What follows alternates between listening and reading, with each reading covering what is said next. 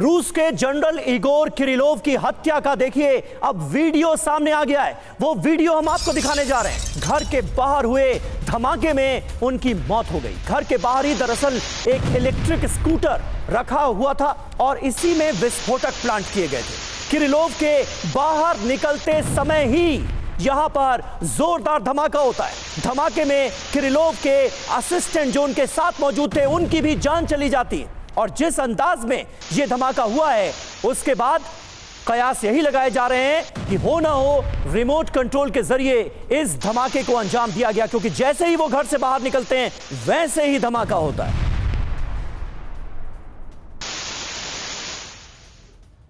वहीं general Igor की मौत का बदला लेकर रूस, जी हां, राष्ट्रपति पुतिन ने मॉस्को में की है बड़ी मीटिंग।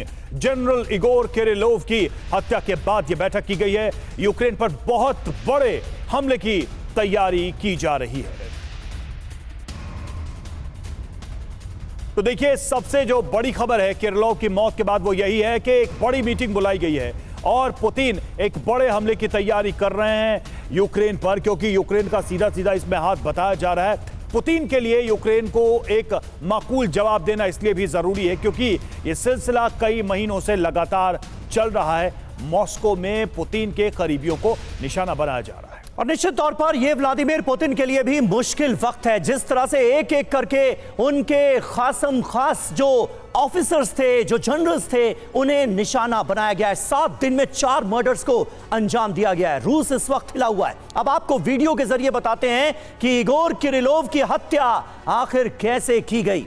देखिए, मॉस्को में अपार्टमेंट के बाहर इगोर किरिलोव की हत्या की गई। वो अपने घर से निकलते हैं, गाड़ी में बस बैठने ही वाले थे, उसी वक्त यह धमाका होता है और उस वक्त इगोर अपने असिस्टेंट के साथ बाहर निकल रहे थे। गेट के पास ही इलेक्ट्रिक स्कूटर पार्क किया गया था और उसी में विस्फोटक प्लांट किए गए थे। इसी में धमाका होता है और इसमें जनरल की जान चली जाती है। जैसा कि समीर ने बताया कि इगोर के गेट से बाहर आते ही जोरदार ब्लास्ट होता है। जो इलेक्ट्रिक स्कूटर था उसी में यह बॉम्ब प्लांट किया गया था और इसी धमाके में इगोर की मौत हो जाती है। विस्फोटक को रिमोट के जरिए एक्सप्लोड किया गया, उड़ाया गया, जैसा कि आप वीडियो में साफ देख सकते हैं। निकलते ही जैसे ही वो अपने गेट से बाहर आते हैं वो धमाका होता है। इगोर और उनके असिस्टेंट की इस धमाके में मौत हो जाती है। ब्रिगेडियर संदीप थापर, जिस अंदाज में यह पूरा का पूरा हत्याकांड सामने आया है, क्या ये तस्वीरें आपको भी चौंकाती हैं? ये मुमकिन कैसे हो पाया?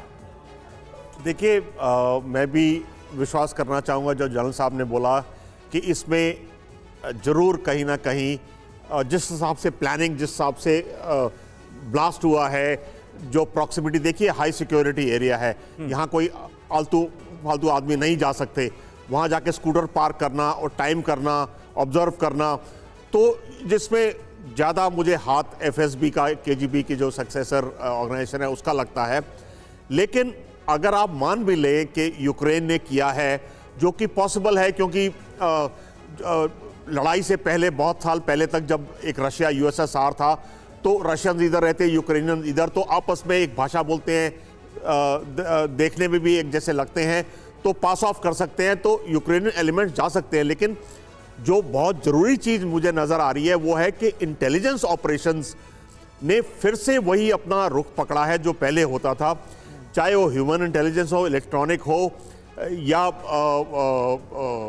सिग्नल इंटेलिजेंस हो। उसका हर एक मुल्क लड़ाई में उसका इस्तेमाल कर रहा है। जैसे अगर यूक्रेन ने, माना जाए कि यूक्रेन ने किया है, तो उन्होंने सब चीज़ें प्लान करके किया होगा।